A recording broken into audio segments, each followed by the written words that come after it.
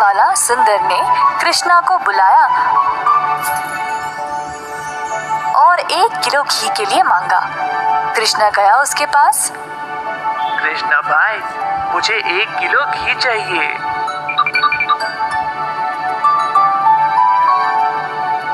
कृष्णा घी को तोलने लगा। जब सुंदर ने देखा कि घी कितना शुद्ध था तो वह अपने आप को रोक ही नहीं पाया। सुंदर ने और घी लेने का निर्णय लिया।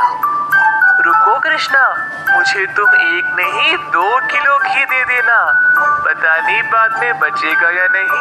तुम्हारा घी सबसे शुद्ध है और मुझे स्वादिष्ट मिठाई बनाने में मदद करता है।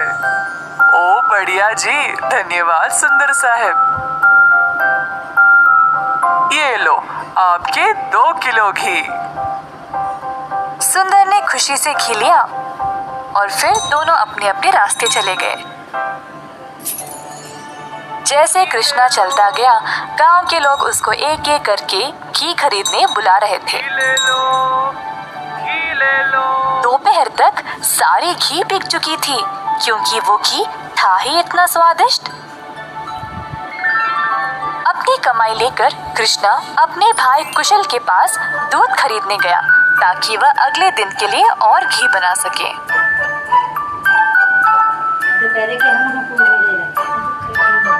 हर रोज कुशल देखता था कि उसका भाई बहुत घी बेचकर अच्छा पैसा कमा रहा था और उसका कारोबार दिन पे दिन और भी ज्यादा बढ़ने लगा। भाई, मुझे 5 लीटर दूध चाहिए घी बनाने के लिए। ओह, अभी तो मेरे पास नहीं है 5 लीटर। क्यों ना तुम शाम को आ जाओ, मैं तुम्हारे लिए बाजू में रखूंगा। कृष्णा के निकलने के बाद कुशल की पत्नी उसके लिए पानी लेके आई। देखा कमला, कृष्णा की तो किस्मत ही बदल रही है। दोपहर में ही इसने सारी घी बेच डाली और दूध के लिए वापस आया था। आप तो सारा दूध इनको ही दे देते हो ना, क्यों ना इस बार आप दूध में थोड़ा सा पानी मिला के दो। इस तरह हम भी ज्यादा पैसा कमा सकते हैं। कुशल ने अपनी पत्नी की बात मान ली और शाम को जब वह गाय से दूध निकालने गया तो उसने दूध में पानी डालकर कृष्णा के लिए बाजू में रखा। अब कुशल रोज यही करने लगा। धीरे धीरे वह पानी की मात्रा और भी बढ़ाने लगा। अब कृष्णा इस बात से अनजान समझ नहीं पाया कि उसकी घी की शुद्धता दिन पे दिन कम क्यों होती जा रही। इस वजह से उसके बहुत सारे ग्राहक भी कम होते गए। अब कृष्णा दूध की गुणवत्ता को जांचना चाहता था तो उसने दही जमाया।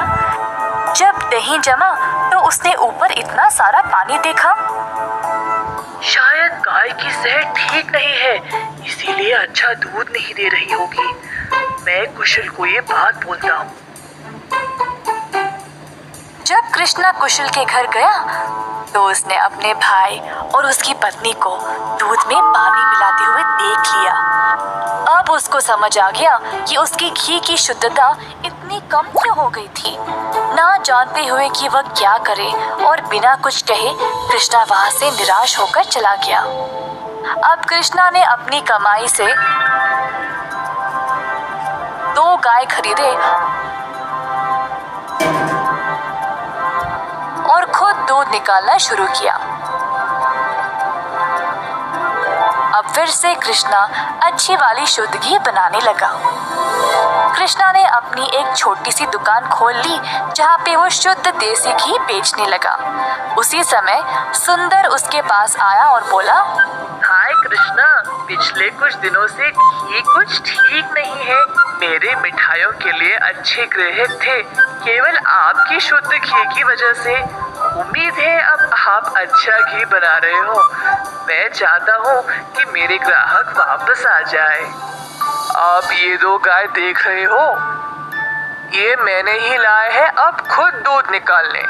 अब से मैं ही दूध निकाल रहा हूँ, तो आज से घी भी सबसे बढ़िया मिलेगी। जैसे दिन बीतते गए, अब कृष्णा से और लोग घी खरीदने लगे। कुछ ही दिनों में कृष्णा ने और गाय खरीदे। उसने कुछ नौकरों को अपनी दुकान पर काम पे भी लगाया, हाथ बटाने के लिए। अंततः कृष्णा काफी अमीर बन गया और ईमानदारी से अपना कारोबार चला रहा था।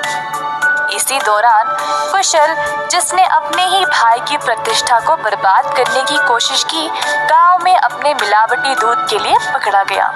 अब कुशल दूध भी नहीं बेच पाया और जल्द नुकसान में पड़ गया।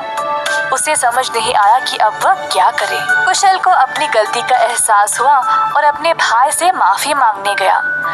उसने कृष्णा से भीख मांगी, माफी के लिए और नौकरी के लिए, ताकि वह अपने कर्जों को चुका सके। दयालु कृष्णा ने तुरंत अपने भाई को क्षमा कर दिया और गायों और कामगार की देखरेख के लिए काम दे दिया।